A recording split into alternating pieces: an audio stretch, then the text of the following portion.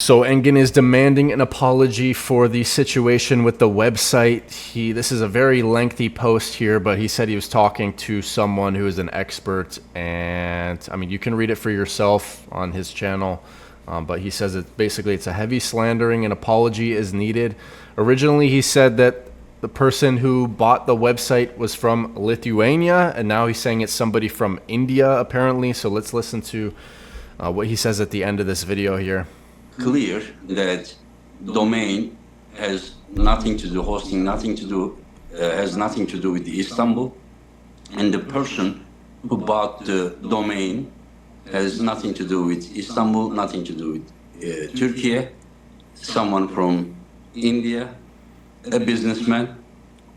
He bought the domain. I'm curious how someone would be able to buy the domain if it's on auto renew, which is what Dexter had said. So that doesn't really add up. It's hard to understand that. And that's it, that's it. Yeah. That's all accurate. That is correct.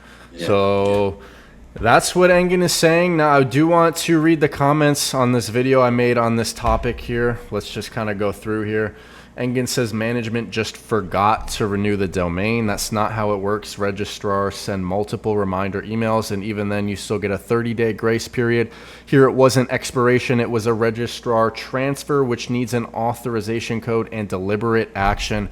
The fact that this transfer happened exactly on the event day, super suspicious. That's not forgetting, that's intentional, says that person. LOL, Engin is lying. The domain never expired. It was transferred out during the protected grace period. There is no coming back from this for Engin. This guy's ego is so big that he would risk to be hated by everyone. Engin, you cannot out-hack an Asian guy.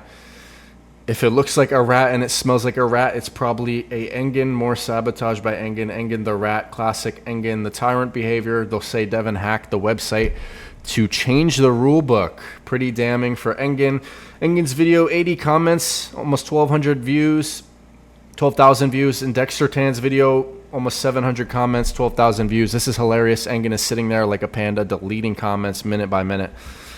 Yeah, who do you trust more? The person deleting every single comment or Dexter? Let me know in the comments section. What are your thoughts on this at this point?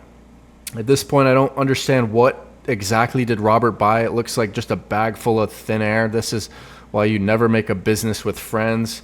So in summary, Engin called his tech guy in Turkey and asked him to get control of the domain back by clicking forgot password, then proceeded to transfer the domain to a new account and pointed it to an old version of the website. I think expired SSL was an error his part. He thought it'll go unnoticed for a while, but expired SSL gave it away immediately. Yeah, that's the part that doesn't add up, because if somebody bought the domain somehow, even though it was in a grace period where it should be renewed, then how would that old data from East versus West 10 still be on the website? That doesn't add up. And again, I'm not an expert, but that doesn't add up to me. The video of Engin was made before the video of Dexter. He wants to either run the sport or destroy the sport. Good riddance. Engin clearly isn't a religious man. He fears no retribution for his actions. So what is your thoughts on this? Let me know in the comments. Crazy situation. I wonder how much East versus West has lost due to these pay-per-views. And I've seen a lot of pirated matches on YouTube. A lot of these matches from the Shaw Classic are on YouTube and they have not been taken down. So I'm wondering what's going on with the copyright team for EVW. Are they having problems taking those down? Because there's literally like videos of the full matches. So crazy.